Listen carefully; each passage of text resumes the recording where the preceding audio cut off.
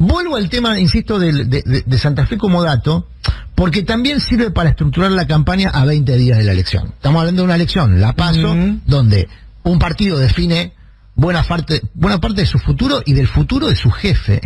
Ojo, porque aquí estamos ante la posibilidad de que Mauricio Macri pase a hacer historia. Bueno, en acaba de 20 días. tener 2 derrotas muy contundentes. Sí. Si Lustó le ganara la PASO a Jorge Macri en la ciudad de Buenos Aires, y Larreta le gana a Bullrich, muy duro. Y si la Larreta además le gana a Bullrich, claro. O sea, estamos muy cerca de que Mauricio Macri, que hasta acá se comporta como si fuese el patrón de la oposición, pierda. A ver, nadie es historia, yo estoy diciendo. No sé si todos lo saben, pero Claro. digo, Mauricio Macri recauda guita para la campaña de Bullrich, sí. Y yo no sé si se los impondrá, pero le empieza a hacer un listado de ministros. Digo no sé si los impondrá, porque por ahí Bullrich no lo acepta. La plata sí la acepta. yo creo igual que si el PRO llega a perder la ciudad de Buenos Aires, tanto Larreta como Bullrich, como la UCR, van a tratar de pasar a retiro a Macri y de ser los nuevos patrones. Por eso nosotros decíamos acá hace un tiempo, Los tres. hace un par de semanas, hay 2 elecciones que le importan a Macri este año. Una en agosto en la ciudad de Buenos Aires, la interna entre Macri y Lustó, y otra en diciembre en Boca. Son las 2 elecciones que a Macri no le importan, porque perder esas 2 elecciones, y además la posibilidad de perder la nacional, donde él no compite directamente, y la verdad es que por más que le dé su apoyo a Bullrich, financia a Bullrich, nadie... Uno la ve a Bullrich como alguien que se va a independizar. Exactamente. Y más si el PRO pierde la ciudad de Buenos Aires y pierde Boca, digamos. En enero, Bullrich, si fuese presidenta, ante un PRO en retroceso en todos los frentes, va a tratar de barajar y dar de nuevo, de fundar el bullrichismo. Entonces, Sí. a lo que veo es que nosotros miramos, y está bien que miremos al oficialismo, a Unión por la Patria, el peronismo, es el sector más dinámico de la política argentina de los últimos 80 años, del último siglo. Bueno, es lógico que miremos ahí. Pero si vos mirás el otro lado del Río Bravo, digamos, Macri puede dejar de ser la figura central con todo lo que representa Macri como figura central para ese sistema de poder. Para ese sistema de poder. Porque no es un espacio político, es un sistema de poder. Y ese Por eso yo digo lo de la guita, porque él es el que tiene el mejor vínculo con el establishment. Por eso él recauda. Y es el que hasta acá mantiene roce con el mundo. Con el mundo de derecha muy fuerte, exactamente, ¿no? garantizando un programa que involucra todo lo que venimos hablando. Claro. Es un programa de ajuste, con represión, con presos políticos. Macri lo viene proponiendo a nivel mundial también, como garante de eso. Bueno, podría perderse en este año electoral, para mí ganarse, digamos, en mi visión de las cosas, claro. La Argentina ganaría si esa figura sacarse política... de encima Macri. Exactamente. Va a estar Por este todo domingo... lo que hizo y por todo el daño que puede provocar todavía Macri, Sí. incluso desde desde un liderazgo sin gestión, ¿no? Va a estar este domingo, ¿no? En España. Con Va a Feijóo, estar este esperando fin de los semana, resultados. sí, va a estar este fin de semana en de la España, lo digo. elección. Hace 2 semanas está en Europa. Sí, Por eso digo, vuelve el lunes. ese vínculo no es imaginario. No, hoy hablamos, no para nada, no. Hoy en la charla con Jorge Alemán yo le decía, quizá los europeos tienen más fresco lo que es el fascismo y tienen más miedo, porque se habla, hay notas periodísticas en España donde usan la palabra terror. Tenemos terror a que vuelva el fascismo. En Argentina hay que explicar lo que es el fascismo. Bueno, yo lo que estoy planteando es que quizá convenga usar como narrativa de campaña esta lógica. Che, ojo, que votar en contra también es un voto posible. No solamente en el balotaje. Porque fíjate, lo que yo estoy diciendo es que en agosto se puede resolver parcialmente el pase a retiro de Macri, no en el balotaje. Ellos hace muchos años que son votantes en contra, ¿no? Yo hoy le decía claro, exactamente. a quien me escuchaba, que es una opinión mía, no sé si... que yo creía que Tenenbaum y Novarecio no eran fascistas, son gorilas. Y esa forma de mencionarlo, Novarecio la asume él, se llama gorila, es un formato ideológico fuerte en Argentina, porque el voto negativo, el voto por la negativa, tiene muchos años en Argentina. El voto antiperonista sí. se va depositando en distintos recipientes, es un voto ideológico muy fuerte. Entonces, hay mucha gente que se pasó su vida votando en contra. De determinada sección del peronismo, porque es cierto que en un momento el peronismo también concentró el voto gorila. No, o no lo concentró, pero lo atrajo. Atrajo el voto gorila. Pero lo que sí hay un rechazo a lo popular. digamos, a lo que se considera como una política con acento en lo popular. En un país con 40% de pobreza, naturalmente tiene que haber un espacio de representación potente de eso, pero no para administrar la pobreza como sugiere la derecha. Quieren administrar a los pobres, claro. Les gusta, no, una cosa que suele decir mucho el chico Viale, le gustan tanto los pobres que los reproducen.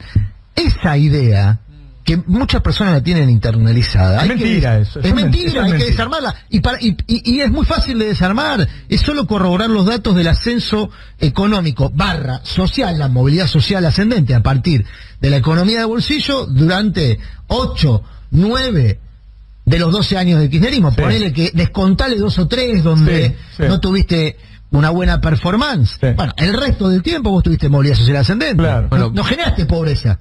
Pero yo creo que han convencido a una buena parte de la sociedad, a la que le fue muy bien en esa época, de odiar a esa persona que hizo que vivan bien. Ustedes hablaban de votar en defensa, y justamente hace unos días circuló entre los dirigentes de Unión por la Patria un documento de estos que arman el Catalán Rubí y demás con los conceptos, y justamente habla de esta campaña es un acto de defensa. Dice literalmente, esto no es un documento público, sino algo que circula entre los voceros, los candidatos, un acto de defensa de la patria de todos y de todas, para poder avanzar y alcanzar lo que queremos, porque Argentina va para adelante, no retrocede ni 4 años ni 40. Digamos, se está queriendo imprimir un poco esa imagen, y por eso también la aparición de Cristina en aerolíneas, en un acto que tiene que ver con la energía, en un acto que tiene que ver con derechos humanos. Son las grandes banderas que creo que de alguna manera hay un doble juego ahí, que es convencer a los más kirchneristas de que tienen que votar la masa,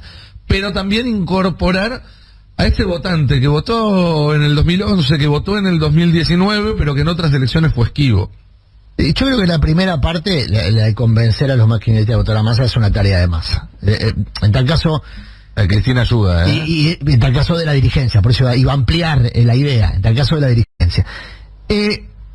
Desde la sociedad civil, digamos, por nosotros integramos la sociedad civil, lo que podemos empujar, por lo menos creo yo, es esta idea de que vos estás decidiendo este año cosas que van a gravitar no en los próximos 4, probablemente en la próxima década. Más también. Por las condiciones macro, y más también, por las condiciones macro, estamos ante... Es muy difícil de explicar eso, los nuevos 90, para decirlo de manera... Claro, estamos ante los nuevos 90. ¿Por qué? Porque el mundo está yendo hacia un nuevo paradigma, quizá no sea hegemónico, pero probablemente haya una nueva bipolaridad o multipolaridad, falsa multipolaridad, porque se va a establecer 2 polos y eso va a gravitar sobre los países en desarrollo. Es decir, estamos entrando en una etapa muy parecida a lo que fue los 90.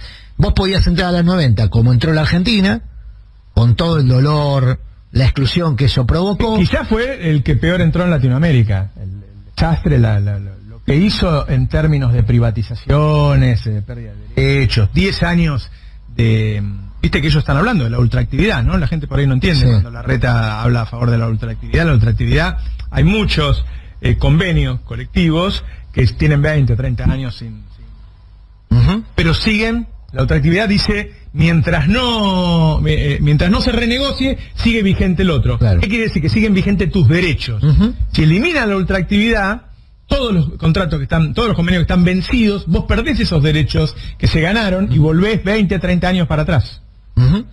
Por eso hay cosas que no se entienden, lo dicen de una manera que, ¿viste? Mirá, nosotros ayer con Gino Belianco, que hace una columna muy interesante 2 veces por semana me gusta del mucho mundo del trabajo, ayer puso el foco en algo que está pasando ahora, sin esperar a que ocurra el proceso electoral, que es una presentación judicial para reducir lo que se llama en el sector patronal o empresario el costo indemnizatorio, que básicamente, vos lo contaste también muy bien, es un sobrecosto que tiene que pagar aquella persona que está... Claro, que tiene trabajadores negros. ¿Quiénes lo piden? Aquellos que tienen mayor densidad de trabajadores negros en sus actividades, comercio, sector agropecuario. Claro. Bueno, a ver, ellos si ganan van a sacar las multas. Si sacan las multas, no va a haber ningún estímulo para tener trabajo. Lo prometió Larreta. Si sacan las multas, no va a haber ningún estímulo para tener trabajadores en blanco. Argentina va a pasar a tener una minoría en blanco. O sea, va a pasar a ser, decir, bueno, si quiero un empleado que lo quiero tener de una manera o de otra, viste que los yanquis te doy el plan dental, que yo, si quiero un empleado que me interesa mucho en particular, le doy tenerlo en blanco. Si no, el resto va a estar en negro. Esto, firmalo, entre todas las cosas que yo aviso que van a pasar, va a quedar una minoría en blanco y todo el resto va a estar en negro porque no va a tener penalidad. ¿Sí? Es como si el robo no tuviera penalidad. Y la verdad que habría más chorros si no hubiera penalidad. Bueno, ahí hay un dato extraordinario. ¿Qué pasó en los 90? Nosotros somos contemporáneos, Carla, muy joven, Nico muy joven. Pero, ¿qué pasaba? Te imponían como natural un paradigma no aplicable a la Argentina. Entonces te decían, no, la dinamización del trabajo de Estados Unidos es en base a la flexibilidad laboral. Cosa que hoy se está proponiendo, lo proponen. Sí. Bueno, el producto de Estados Unidos no es comparable con el de la Argentina. La dinamización del empleo hasta hace unos años, porque hoy ya no ocurre así, pero hasta hace unos años, estaba dado por el producto, no por las leyes laborales. Claro. Pero además, si vos extraes de la ecuación el tema es que en Estados Unidos te echan y a las 2 horas tenés laburo. Porque tenés mucha producción. Pero a las 2 horas tenés laburo. Estados Unidos es una excepción. Tenés mucho producto. Estados Unidos es el más desigual de todos los países desarrollados. Es mucho más desigual que cualquier país europeo. Pero además hay algo... es peor ser pobre allá que acá. Por supuesto.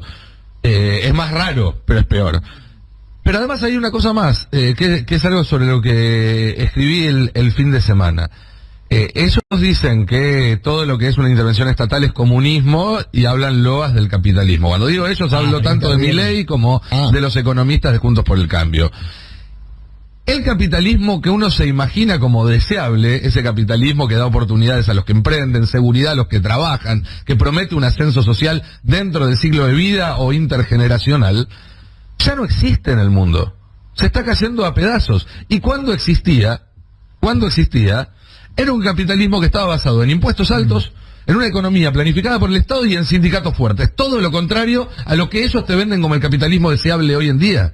Lo que existe hoy en día es otra cosa, es más un feudalismo de mercado donde la gente tiene que trabajar a destajo para pagar el alquiler y pagar las deudas que tiene.